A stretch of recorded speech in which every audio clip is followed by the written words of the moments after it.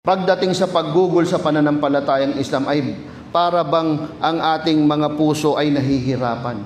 Pero pagdating sa mga bagay, kahit na pambili ng mamahaling kape, sapatos, cellphone, kaya nating maglabas.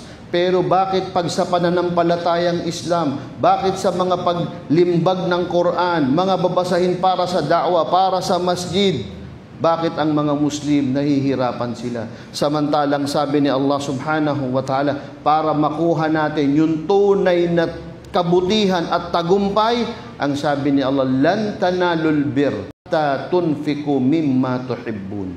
Sabi ni Allah subhanahu wa ta'ala, hindi nyo makukuha ang pinakamataas na antas ng kabutihan hanggat hindi mo kayang i-infaq, igugol ang mga bagay na mabuti para sa iyo o yung kaibig-ibig para sa iyo.